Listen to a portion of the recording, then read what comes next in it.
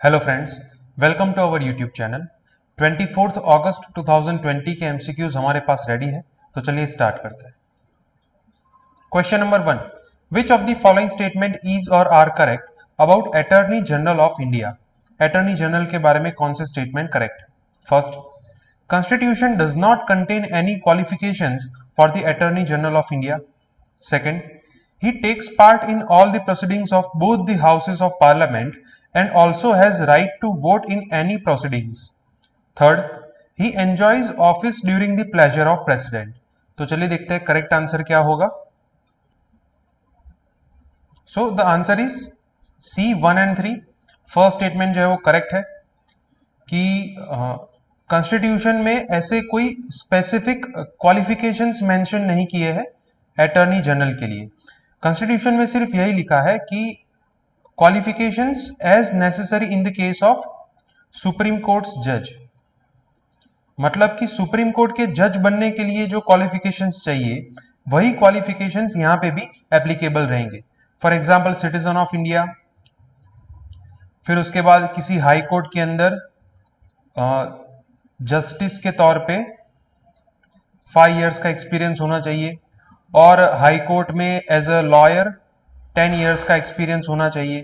तो ये सारी क्वालिफिकेशंस जो सुप्रीम कोर्ट जज के ऊपर लागू होते हैं वो सभी क्वालिफिकेशन अटॉर्नी जनरल के केस में भी लागू होंगे, right. So first statement is correct क्योंकि उनके लिए कोई स्पेसिफिक क्वालिफिकेशंस नहीं है। सेकेंड जो है वो इनकरेक्ट है। अब देखिए सेकेंड में 50% स्टेटमेंट जो है वो करेक्ट है। यहां तक जो स्टेटमेंट है वो करेक्ट है कि वो पार्लियामेंट के दोनों हाउसेस के अंदर प्रोसीडिंग्स में पार्ट लेते हैं, लेकिन he does not enjoy any right to vote. तो उनको किसी भी प्रोसीडिंग्स के अंदर वोट करने का राइट नहीं है, right. So hence the second statement will be incorrect. Third जो है वो करेक्ट है कि उनकी अपॉइंटमेंट भी होती है प्रेसिडेंट के द्वारा, और प्रेसिडेंट जब चाहे अटॉर्नी जनरल को निकाल सकते हैं। So our answer will be C 1 and 3। Attorney general जो है वो न्यूज में है ये स्वरा भास्कर के केस में कि क्या उनके ऊपर कंटेम्प्ट ऑफ कोर्ट के चार्जेस लगाए जा सकते हैं या नहीं। सो अटॉर्नी जनरल ने अपना ओपिनियन दिया है, he decline the plea against this contempt of court petition. Question number 2, which of the following pairs are matched correctly about the sessions of Indian National Congress INC and their outcomes। मतलब कि यहां पे जो पैर दिए गए हैं about INC and their outcomes, उसके बारे में कौन सी पैर करेक्टली मैच की गई है। First, Kanpur session 1925, first woman president of INC। Second, Surat session 1907, separation of moderates and extremists. Third, Lucknow session 1916, unity between INC and Muslim league. तो चलिए देखते हैं करेक्ट स्टेटमेंट क्या है। The answer is D 1, 2 and 3। तीनों पैर्स जो है वो करेक्टली मैच की गई है। फर्स्ट जो है वो करेक्ट है। 1925 में जब कानपुर में सेशन हुआ, so Sarojini Naidu was the first woman president of Indian National Congress. तो ये फर्स्ट पैर जो है वो करेक्ट है। सेकेंड जो है वो भी करेक्ट है। आप सभी को पता होगा कि Surat session is also known as Surat split, जिसके अंदर मॉडरेट्स एंड एक्सट्रीमिस्ट लीडर्स जो है they were separated under this session, right. तो ये सेकंड जो है वो भी करेक्ट है। और फिर उसके बाद लखनऊ सेशन के अंदर, Lucknow session is known for 2 types of unity. First is unity between moderates and extremist, and second is unity between INC and Muslim league, right. So third is also correct, hence the answer will be D. INC जो है वो काफी news में रहती है, और recently जो उनके चेयरमैन है सोनिया गांधी, उन्होंने ये क्लियर इंडिकेशन दिया है कि she wants to resign from the post of chief of Congress working committee. और काफी सारे लीडर्स जो है वो भी कांग्रेस के न्यूज में है, और इस वजह से ये INC के ऊपर क्वेश्चंस आ सकते हैं। Question number 3, which of the following statement is or are correct. First, the areas falling under windward side of the western ghats receive more rainfall than areas under the shadow zone of western ghats. Second, rainfall distribution in India is affected by both the Thar desert and Himalayas। तो चलिए देखते हैं correct answer क्या होगा। The answer is C, both 1 and 2, दोनों statement जो है वो करेक्ट है। अब देखिए, अगर आप इस स्टेटमेंट को ध्यान से पढ़ेंगे और आपके जियोग्राफी के कंसेप्ट क्लियर है, then you will clearly understand that this is the thing of orographic rain. अब ऑरोग्राफिक रेन क्या होता है? For example, this is the peninsular India और यहाँ पे है Western Ghats, right. So orographic rain में क्या होता है कि दिस इज अ माउंटेन और यहाँ पे है कोई क्लाउड, राइट, और विंडवर्ड साइड मतलब इस साइड का विंड है, then this area is known as windward side, so it will receive more rainfall, क्योंकि ये क्लाउड्स जो है it will go on this side, और यहां का जो एरिया है इसे क्या कहेंगे? Shadow zone, right. तो शैडो जोन जो है वहां पे बारिश जो है वो कम होगी as compare to this windward side. तो इस टाइप के रेनफॉल को क्या कहते हैं? Orographic rain. So orographic rainfall is seen in the Western Ghats, because India में जो मानसून है that is known as south west monsoon. तो इस साइड से मानसून जो है वो अराइवल की सीजन स्टार्ट होती है, and that is why this region receives more rainfall than this region. So first will be correct. Second जो है वो भी करेक्ट है कि इंडिया के अंदर रेनफॉल डिस्ट्रीब्यूशन की पैटर्न जो है वो कहीं ना कहीं थार डेजर्ट एंड हिमालयास के कारण भी काफी कॉम्प्लेक्स है, और उसकी इफेक्ट जो है वो भी रेनफॉल डिस्ट्रीब्यूशन के ऊपर काफी ज्यादा है।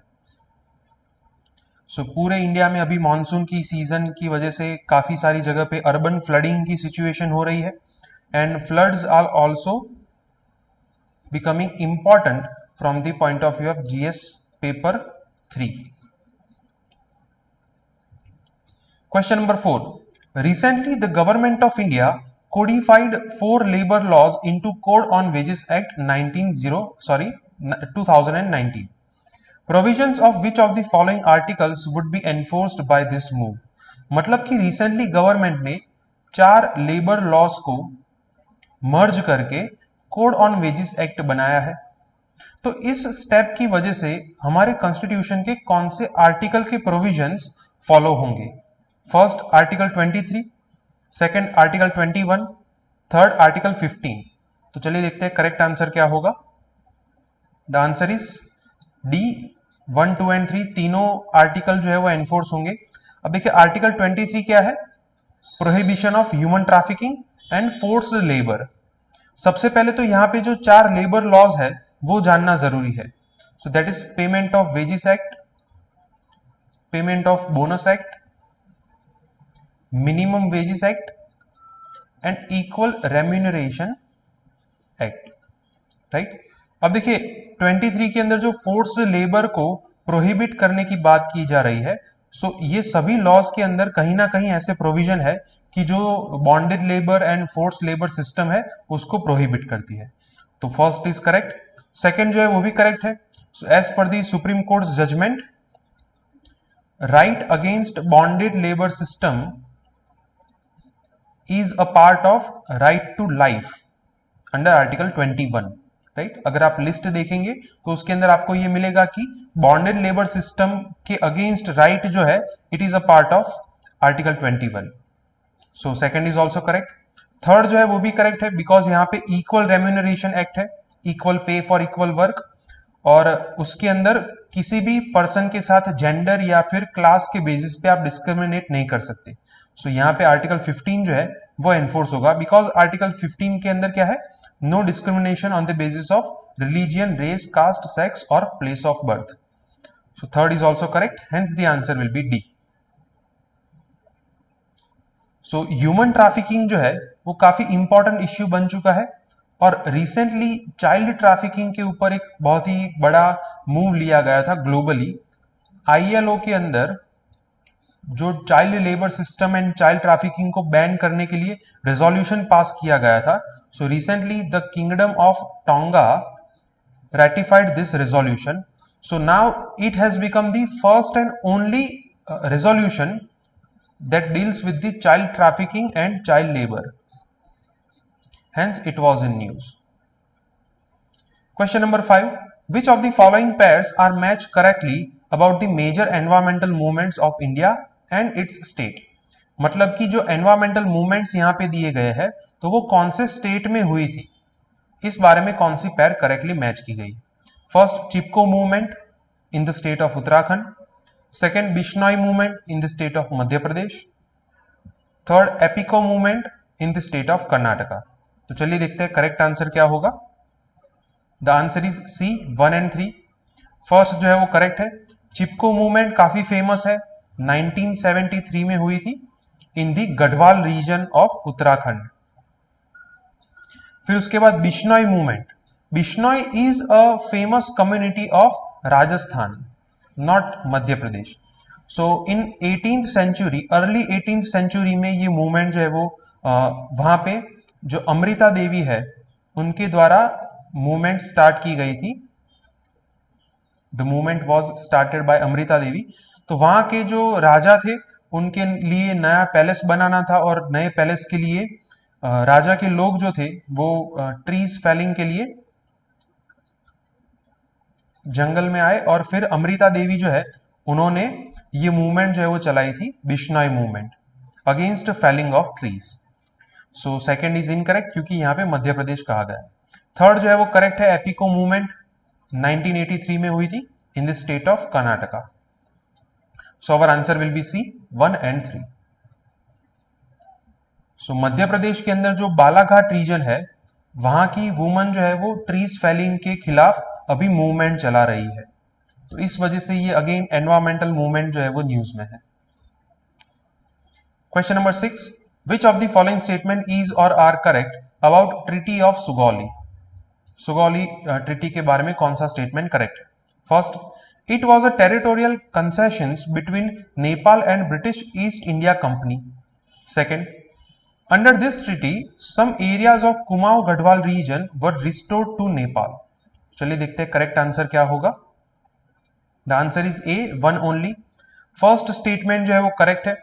ट्रीटी ऑफ सुगौली साइन की गई थी 1815 में और रेटिफाई किया था 1816 में, राइट। सो उसके अंदर नेपाल के ऑलमोस्ट 1/3 रीजन जो है it was accorded to British East India Company. So Anglo Nepalese war जो हुआ था 1814 से लेके 1816 तक, तो at the end of the war Nepal has to accord 1/3 of its territory to the British East India Company, right. So ये first statement जो है वो करेक्ट है। अब उसके अंदर टोटल 3-4 टाइप के रीजन जो है वो ब्रिटिश ईस्ट इंडिया कंपनी को दिए गए थे। First is the Kumaon Garhwal region. Second, Sikkim, जो उस टाइम पे चोग्याल रूलर्स थे उन्होंने ब्रिटिशर्स को मदद की थी in this Anglo Nepalese war. At the end of the war Sikkim was given to the British East India Company. फिर उसके बाद है Terai region and the fourth one is region to the west of Kali river, जो अभी news में है India and Nepal territorial dispute के लिए, राइट। सो ये 4 रीजन जो है वो eight the end of this treaty Nepal kingdom ने ब्रिटिश ईस्ट इंडिया कंपनी को दिए थे। फिर उसके बाद में इस ट्रीटी को 1816 में दोबारा रिवाइज किया गया और उस रिवाइज ट्रीटी के अंदर ये जो तेराई रीजन है वो फिर से उसमें से कुछ पार्ट जो है वो नेपाल को फिर से वापस किया गया। एंड फिर उसके बाद 1857 में जब इंडिया में रिवॉल्ट हुआ तो उस रिवॉल्ट को सप्रेस करने के लिए नेपाल किंगडम जो है उन्होंने ब्रिटिशर्स को हेल्प की थी। सो बदले में ब्रिटिशर्स जो है उन्होंने 1865 में ये तेराई का पूरा रीजन जो है वो फिर से वापस नेपाल को दे दिया, राइट। सो यहाँ पे कुमाऊं गढ़वाल रीजन की बात की गई है कि ये रीजन नेपाल को वापस किया गया था, इस वजह से ये सेकंड स्टेटमेंट जो है वो इनकरेक्ट है। Hence the answer will B A, 1 only. Again India Nepal relations जो है वो न्यूज में है। सो इस एडिटोरियल में ये कहा गया है कि इंडिया को नेपाली साइड से भी किस तरीके से सोचना चाहिए और पर्टिकुलरली जो हिस्टोरिकल टाइज है, तो इस सेक्शन में पर्टिकुलरली ये जो ट्रीटी ऑफ सुगौली जो है उसको मेंशन किया गया है।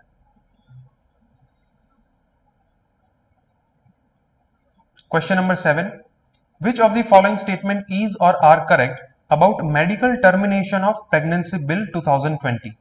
First, it will make it easier for women to legally terminate unwanted pregnancy. Second, it would further improve the framework for reproductive rights of women. तो चलिए देखते हैं करेक्ट आंसर क्या होगा. Answer is C, both 1 and 2. दोनों statement जो है वो करेक्ट है. अब देखिए ये जो बिल है 2020 का, उसका मेन प्रोविजन ये है that earlier it was 20 weeks time period for the pregnancy, कि उस टाइम पीरियड के दौरान आप प्रेगनेंसी को टर्मिनेट कर सकते हैं. Recently under this bill cabinet has increase the time period to 24 weeks. So इस वजह से जो अनवांटेड प्रेगनेंसी है उसको लीगली टर्मिनेट करने में ये एक्स्ट्रा टाइम मिलेगा. सो it will make it easier. Second statement जो है वो भी करेक्ट है कि रिप्रोडक्टिव राइट्स का जो फ्रेमवर्क है, रिप्रोडक्टिव राइट्स ऑफ वुमन, वो भी स्ट्रांग होगा. So second is also correct. अब देखिए सबसे पहले ये medical termination of pregnancy bill जो है वो 1971 में इसके ऊपर एक्ट बनाया गया था. So before 1971 the abortion was criminalized under IPC. Abortion जो है वो एक क्राइम था 1971 से पहले. फिर उसके बाद इस जो 1971 में एक्ट बना उसके अंदर ये टाइम पीरियड था अप टू 12 वीक्स. 12 वीक्स तक आप प्रेगनेंसी जो है उसे टर्मिनेट कर सकते हैं इफ इट इज रिस्की और if it is unwanted. And up to 20 weeks you have to seek permission and opinion from minimum 2 medical practitioners. अगर वो सर्टिफाई करते हैं कि इस प्रेगनेंसी को टर्मिनेट करना चाहिए बिटवीन दिस पीरियड, तभी जाके ये प्रेगनेंसी जो है वो टर्मिनेट हो सकती है. अगर 20 वीक से ज्यादा टाइम पीरियड है तो उसके लिए काफी लंबी लीगल प्रोसीजर है. Hence it makes it cumbersome to terminate this pregnancy. तो उस 20 वीक्स को इंक्रीज कर दिया है 24 वीक्स में.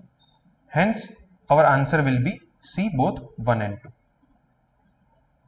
So, आज की न्यूज़पेपर में ये काफी अच्छा आर्टिकल है. वुमन एम्पावरमेंट का जो टॉपिक है उसके लिए आपको काफी सारे फैक्ट्स और आर्ग्यूमेंट्स यहां से मिल सकते हैं. Question number 8. Which of the following statement is or are correct about state of food security and nutrition in the world, SOFI 2020 report. First, it seems that the world is on the right track to achieve zero hunger by 2030. Second, Africa remains home to the greatest number of undernourished. तो चलिए देखते हैं correct answer क्या होगा. The answer is neither 1 nor 2. दोनों statement incorrect है. So according to this report, the global level is not on the right track to achieve zero hunger by 2030, which is a sustainable development goal, right. Hunger level जो है वो globally काफी बढ़ता चला जा रहा है. So first will be incorrect.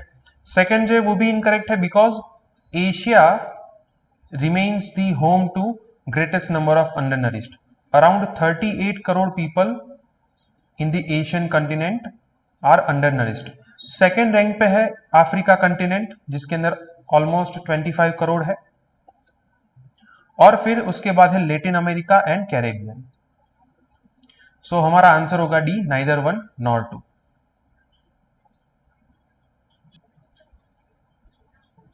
सो आज के न्यूज़पेपर में ये आर्टिकल है, more evidence of India's food insecurity. India has the world's largest food insecure population. So कैसे इस पैंडेमिक के टाइम में हमें फूड सिक्योरिटी को भी एज अ कंसर्न ठीक करना चाहिए. Question number 9. The term Bolshevik Revolution or October Revolution is related to which of the following country? A. France, B. Germany, C. Russia और D. Britain. तो चलिए देखते हैं करेक्ट आंसर क्या होगा. The answer is C, Russia. It is very common question और काफी easy question है. बॉल्शेविक रेवोल्यूशन आप सभी ने पढ़ा होगा अंडर वर्ल्ड हिस्ट्री सेक्शन. उसका दूसरा नाम है October revolution, that is related with the Russia. So again जो कांग्रेस के अंदर क्राइसिस चल रही है, सो आज के न्यूज़पेपर में इस दोनों टर्म को मेंशन किया गया था, Mensheviks and Bolshevik. So Congress party से रिलेटेड कुछ इश्यूज यहां पे दिए गए. Question number 10, which of the following statement is or are correct about draft transgender persons protection of rights rules 2020? First, it gives transgender persons right to self identification. Second, district magistrate is the final authority to certify any person as transgender. तो चलिए देखते हैं correct answer क्या होगा. The answer is C, both 1 and 2. दोनों statement जो है वो करेक्ट है. अब देखिए इस पर्टिकुलर रूल के अंदर इससे पहले जो 2019 में एक्ट बना था उसमें ये मेंशन किया गया था कि if a transgender person wants to be identified as transgender then he can opt for that. उसके अलावा अगर मेल फीमेल में से भी कोई आइडेंटिटी सिलेक्ट करनी है तो वो सिलेक्ट कर सकते हैं. So he has the right to self identification. दूसरी चीज की जो 2019 में एक्ट बनाया गया था उसमें ये प्रोविजन था कि डिस्ट्रिक्ट मैजिस्ट्रेट के पास ये अथॉरिटी है कि उनको ट्रांसजेंडर सर्टिफाई कर सके, but only after a medical examination. तो इस प्रोविजन की वजह से काफी प्रोटेस्ट हुआ था कि ये क्लॉज जो है वो हटाना चाहिए. अगर आप उनको सेल्फ आइडेंटिफिकेशन का राइट दे रहे हैं so medical examination is not necessary. तो फिर उसके बाद गवर्नमेंट ने 2020 में ये रूल्स बनाए and then made this medical examination not mandatory to be certified as transgender. तो इस वजह से हमारा आंसर होगा C, both 1 and 2. So central government ने ट्रांसजेंडर पर्संस के लिए एक सेपरेट काउंसिल जो है वो बनाई है. ओके फ्रेंड्स, तो आज के 10 MCQs यहाँ पे कंप्लीट होते हैं. अगर आपको कोई डाउट है तो आप कमेंट सेक्शन में लिख सकते हैं.